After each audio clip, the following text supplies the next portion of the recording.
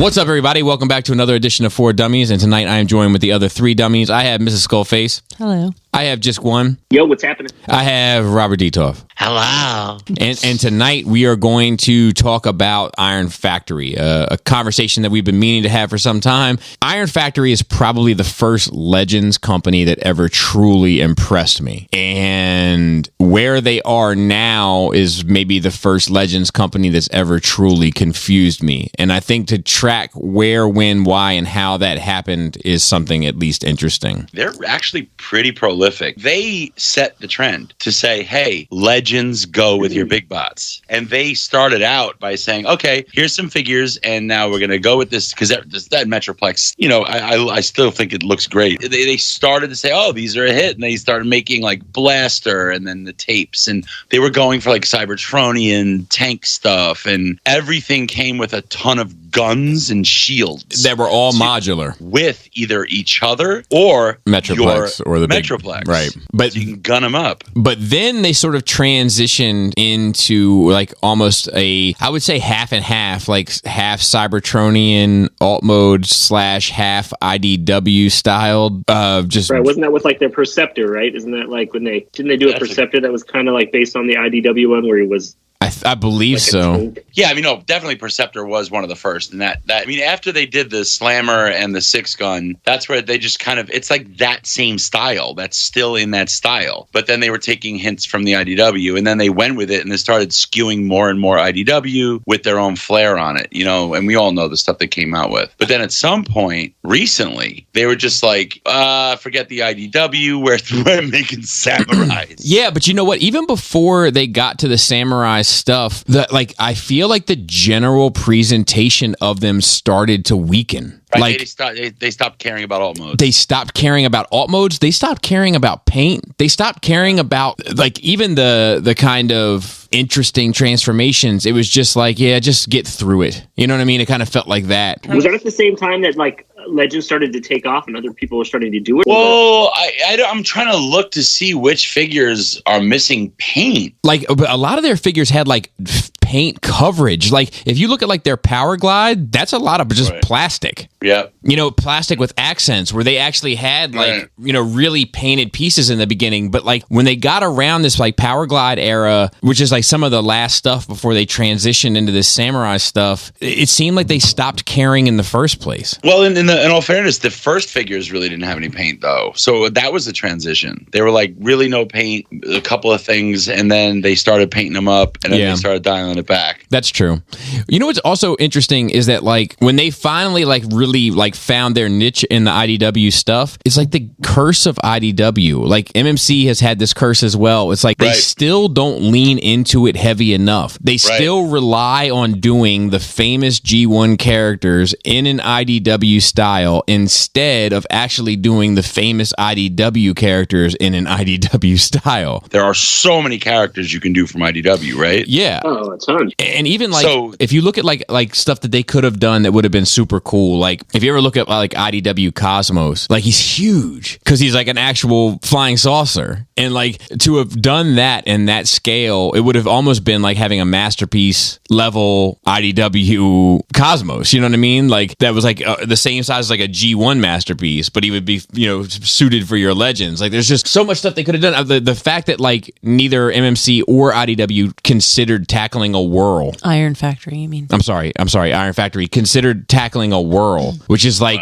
one of the most. I mean, MMC did one, but it's a laugh. It's a joke, but like it's arguably one of the most important characters in IDW. He starts the entire Autobot Decepticon war. Nobody approaches him because they don't approach IDW as IDW. They approach it as G1. So they'd much rather do a hoist than they would do, you know what I mean?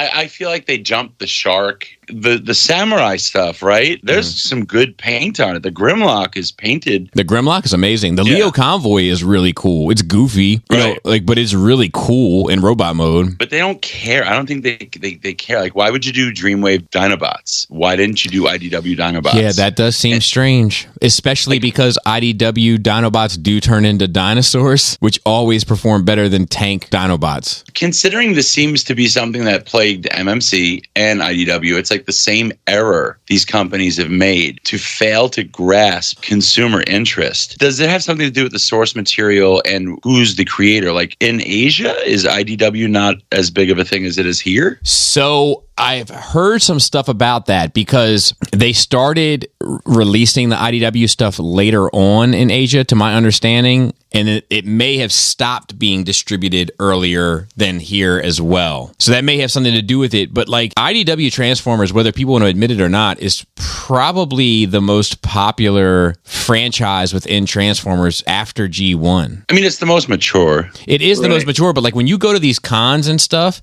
almost 90% of the cosplay is IDW. When you especially the girls, especially every single girl that's there is there for IDW. The majority of teenage people, younger people, were there for IDW. It's a super popular franchise, and to not look at that franchise and say, okay, we're gonna do Lost Light, we're gonna do DJD, we're gonna do the Wreckers, we're gonna do the Scavengers, and we're gonna do the Lost Light crew. Like that's the easy approach. They also had a bit of privilege too, right? Like because they were the only ones not going G1. So like obviously you're going to alienate some people because there's a large swath of the fandom that is only interested in G1. Right. But while that may be the curse, the gift is that you have no competition. Like, okay, I'm going to win $1 million if I win this race. Nobody else is in the race with me. I'm halfway there. I'm going to take the side path. Yeah. I mean, that's what it's like. Yeah. What are you doing? You're like finish this race. Iron Factory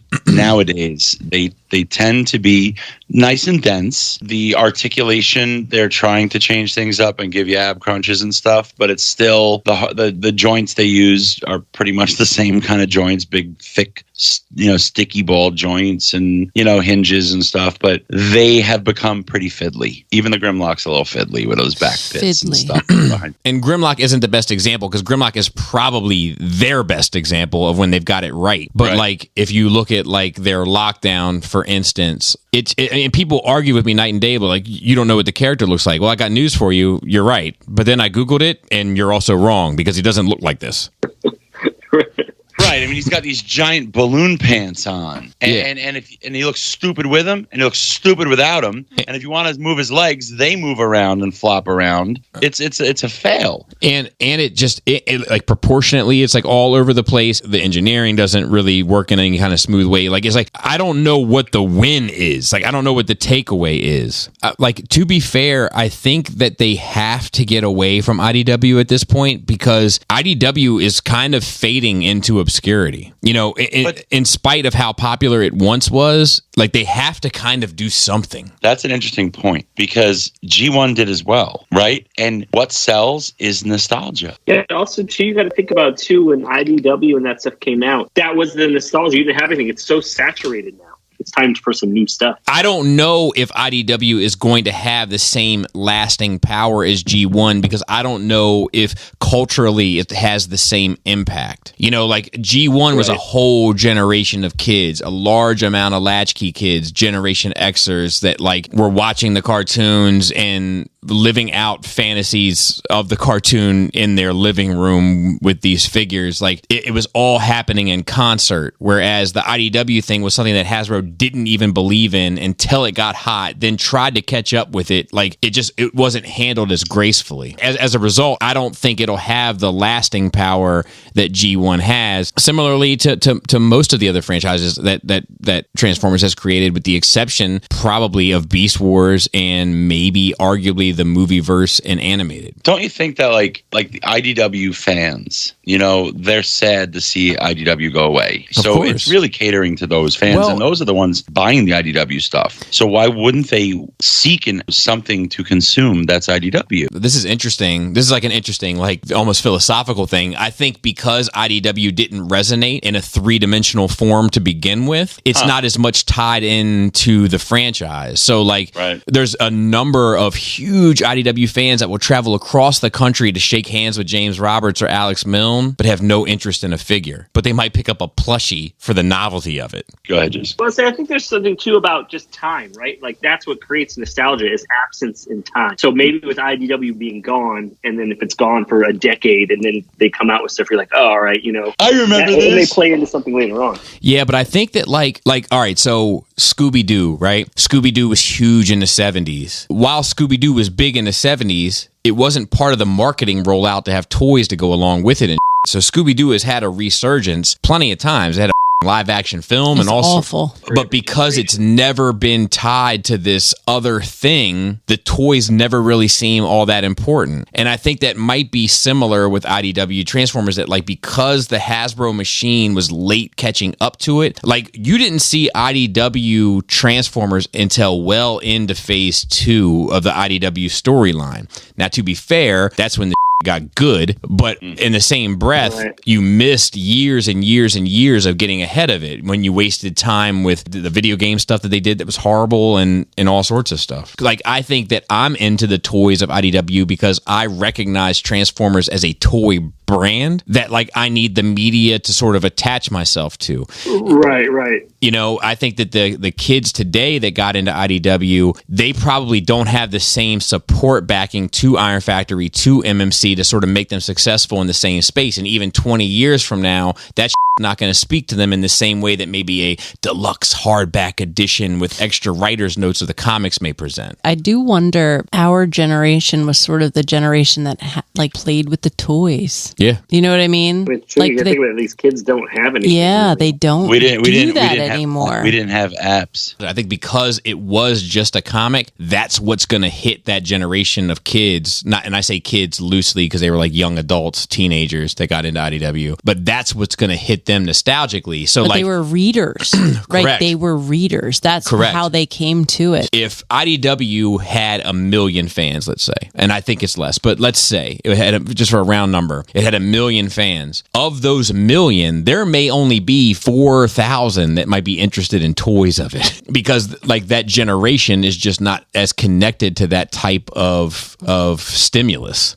Agreed. Like this IDW Magnus, their Magnus 2.0. It's incredible. Arguably the best Legends figure I have. And it's not that old. Like, why are they splitting their resources? Like, I think more goes into that too, especially it's like, what are they making it for? Are they making it to crush and make money? Are they making it for the love of like these figures? You know what I mean? Like there's so many different variables. Also, it's like, it almost seems to me like a lot of these things, it's not like these guys run these other companies and make these other projects. And it's like, oh, I've got this passion. This is my hobby, is Transformers. I love Samurai. Well, and I think New Age has the fire underneath their of Magic Square. Iron Factory doesn't have, like, if they put out a figure today, they're competing with no one. If they put it out 6 months from now, they're competing with the same no one. You know what I mean? Like, whereas if New Age doesn't get this RC out now, Magic Square could have that out next month. You just never know. Like where they had to chomp at the bit, but they're fighting over the same gene pool that, the majority of Transformer toys have been fighting with, because that's the toy generation is G1. So it may just, it may have never been a reasonable business model in hindsight to do IDW style at all. I hope that Iron Factory finds its footing. I understand why they would move away from IDW and try to create their own lane. I'm just not sure that Samurai is the way to go.